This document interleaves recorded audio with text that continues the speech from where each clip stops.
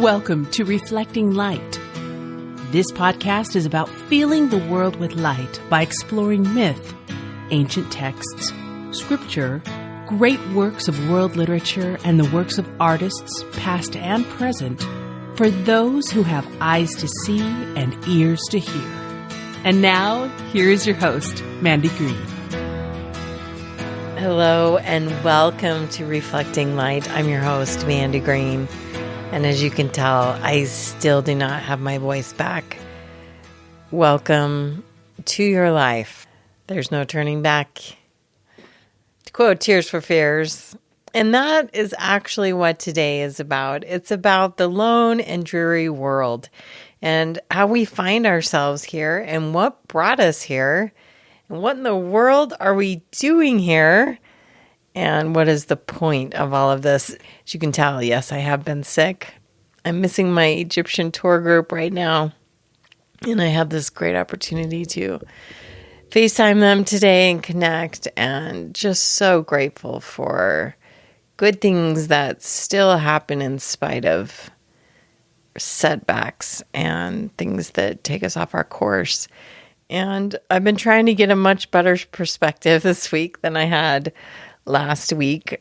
Isn't it interesting how you always dole out advice and then it comes back to you? And story of my life, right? I give you this whole podcast about letting go and then the universe asks me to let go. And I find that much more complicated than speaking my podcast. So if you find that there's a huge gap between what you know and what you are actually able to do, my friends, you and I need to go sit down with a delicious beverage, because I think that really is the hardest part of mortality, is we understand so much more than we're actually able to do.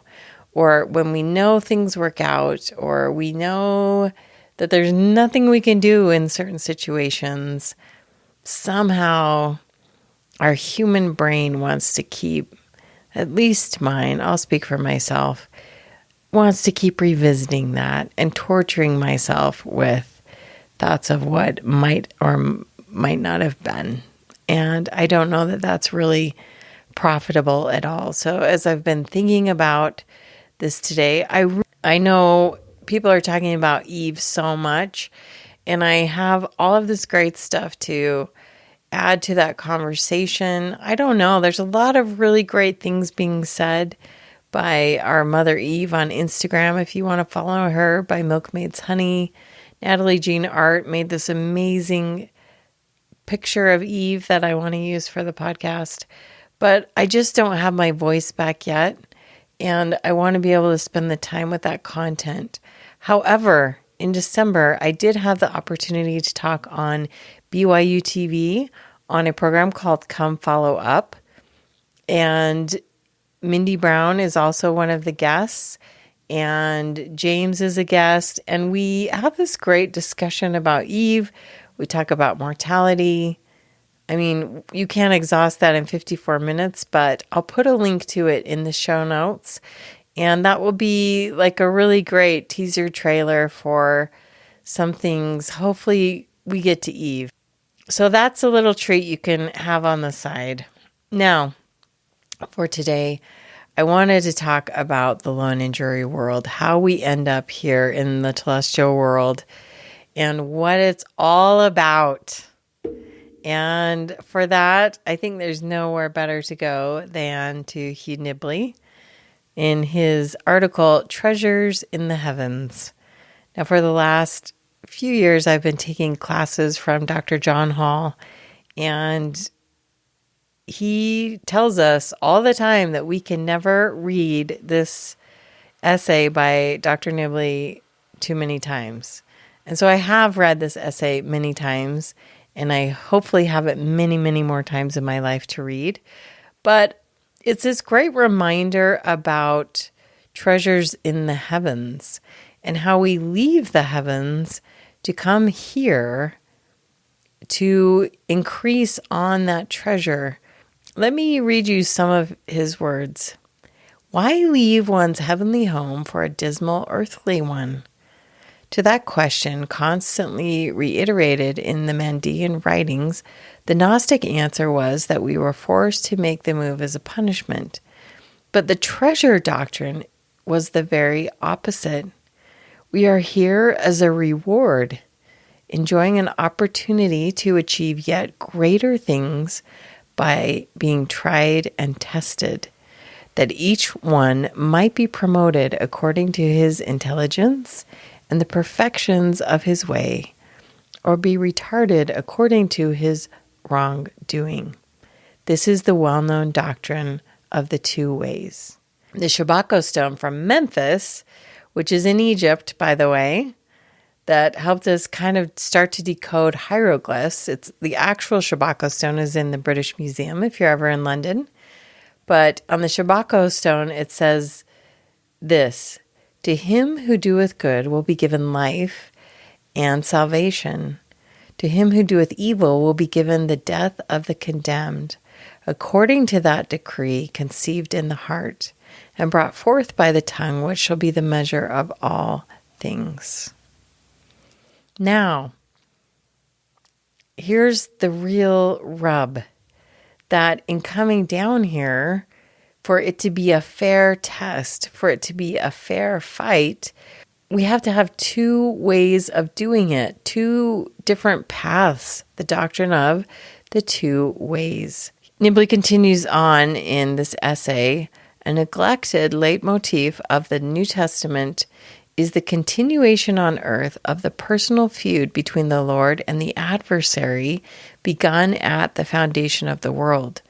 From the first, each recognizes the other as his old opponent and rival. They are matched at every point. Each claims identical gifts, ordinances, signs, and wonders. Each has his doctrine and his glory and his plan for the future of the race. Above all, each claims to possess the treasure, the Lord promising treasures in the heavens, while the adversary offers a clever, glittering, earthly imitation. It is the choice between these treasures, for no man can have both, that is a man's real test here upon the earth, determining his place hereafter. It is the poor who recognize and seek the true treasures. In coming to earth, each man leaves his particular treasure or his share of the treasure behind in heaven, safely kept in trust under God's throne, awaiting his return. One has here below the opportunity of enhancing one's treasure in heaven by meritorious actions, and also the risk of losing it entirely by neglecting it in search for earthly treasure. Hence, the passionate appeals to men to remember their tremendous stake on the other side and not to defraud themselves of the glory that awaits them by seeking the things of the world. To make the treasure test a fair one, the two treasures are placed before us on equal footing, their two natures being mingled in exactly equal proportions in every human being. To neutralize what would otherwise be the overpowering appeal of the heavenly treasure, the memory of its former glories has been erased from the mind of man, which is thus in a state of equilibrium, enjoying by the ancient law of liberty complete freedom to choose whatever it will. In this state, whatever choice is made represents the true heart and mind of the one who makes it. What conditions the elect to make the right choice is no unfair advantage of instruction, but a besetting nostalgia, a constant vague yearning for one's distant treasure and happy heavenly home. He goes on to talk about this beautiful piece of scripture called the Hymn of the Pearl from the Acts of Thomas.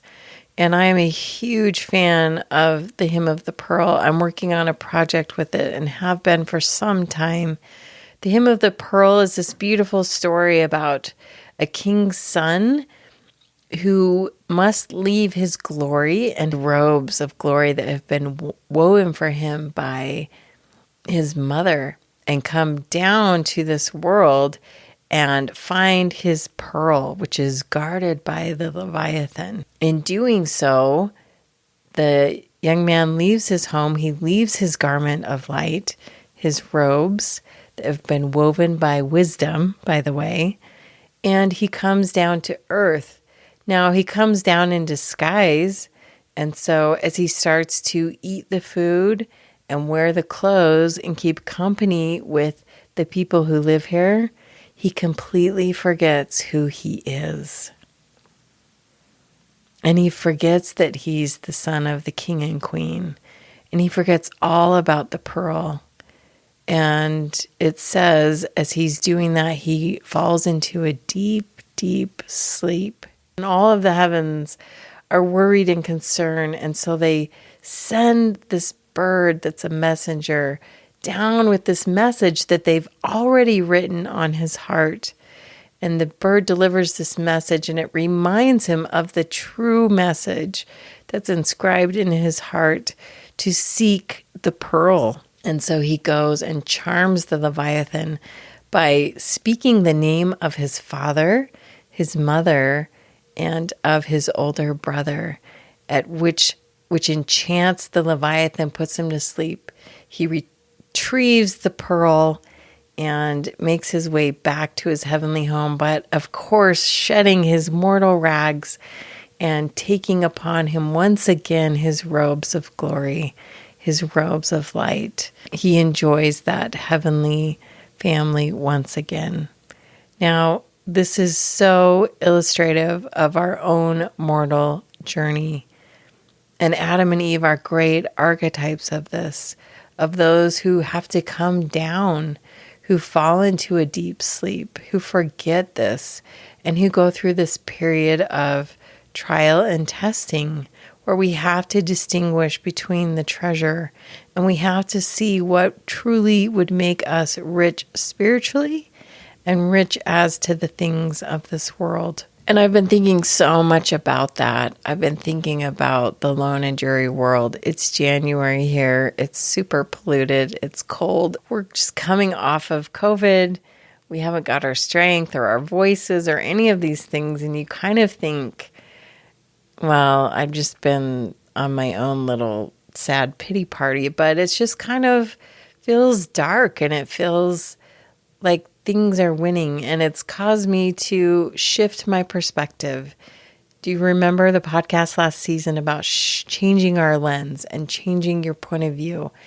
And so I've been trying to make myself change my point of view and look through a different lens and think of what I can be learning from this experience and think about how the things I'm mourning maybe aren't such a cosmic significance, and that I've lost sight of myself and of the pearl and of the real reason for being here. I'd love to share something that my daughter shared with me that I thought was really quite powerful. And it was on Instagram, and I'm so sorry I don't see anywhere where it came from or how to get it, but whoever you are, bless you. It says this side of eternity is our only chance to worship Jesus through tears, pain, and suffering. This side of eternity is our only chance to actively choose to worship Jesus. In heaven, we will have all tears wiped away, and we will freely see the beauty of Jesus, so we will naturally worship him. What a gift it is to be able to choose Jesus, even when all we can feel is pain. I really loved that. It really snapped me out of my thinking and made me think about the ways that being in the lone and dreary world can be different, and how I can learn from this, and how I can be improved by my experience here, and how perhaps being here and being so far away from home can make me love and yearn for heaven and yearn for those gods and goddesses there in a unique and beautiful way. That there's this alchemy that comes out of the darkness and the pain that actually ennobles us and makes us better than we would be. And that by choosing that treasure over what the world has to offer us, and maybe what the world has to offer us isn't some beautiful, spectacular thing, but it's pain and darkness and these other fruits that come as a result of coming down, just like Adam and Eve, right? We start at the top of the clock and we come down and we think, oh, we're good, but maybe we're just about at the 3 o'clock stand and we've got to go all the way down to that 6 o'clock. In Egypt, this is the point of trial and testing, the moment when the soul is just about ready to lose it, when you cry out for God and you cry out for help and you have to die as to the things of this world, and then you begin to raise up to come back into that 9 o'clock where the dawning of the day begins, and then from there you can ascend back up to the brightest point of sunlight or glory or light or whatever it is. It's the hero's journey. It's the archetypal path we all have to travel. We start from a place at the top and we come down and we condescend.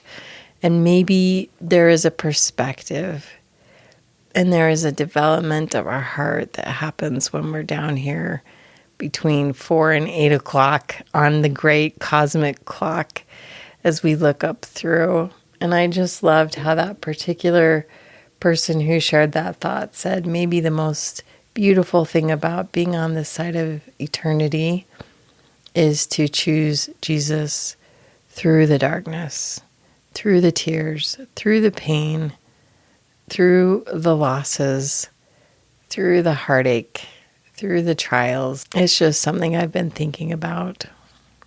We read in the New Testament that wherever your treasure is, there will your heart be also.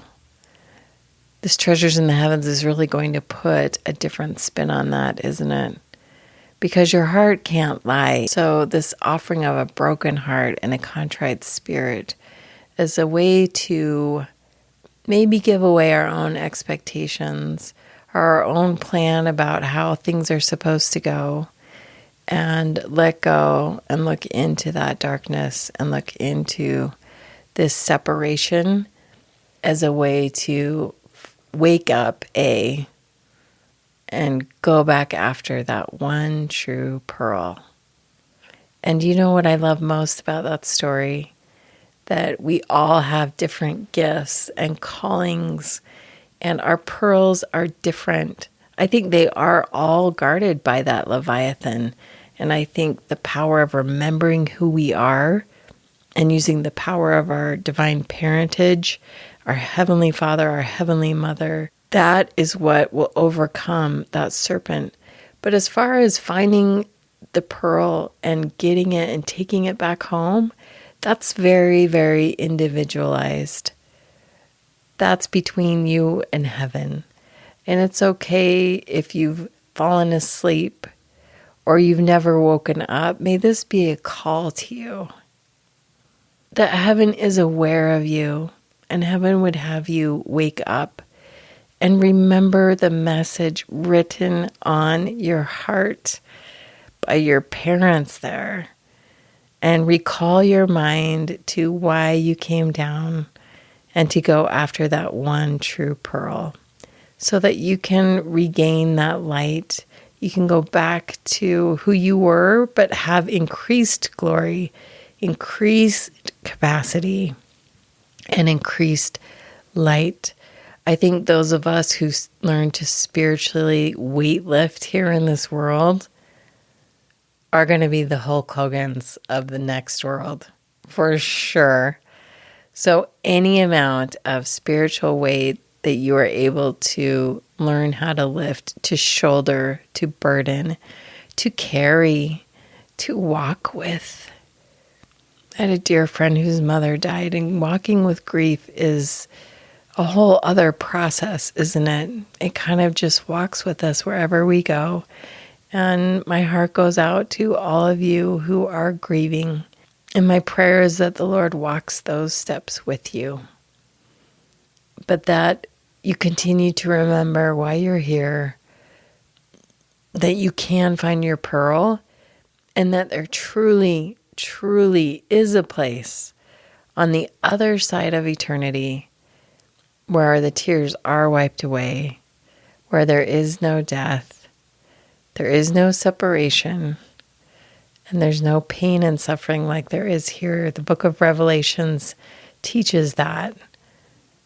And so we're here for a moment. And sometimes those moments seem really, really long. But I would encourage you to read this essay by Hugh Nibley. I'm also going to attach the Hymn of the Pearl. It's so beautiful. And may you just think on your pearl. If that's all you do this week, think on that pearl and think about how this world has granted you greater perspective and how this spiritual weightlifting has developed you into a more godlike person.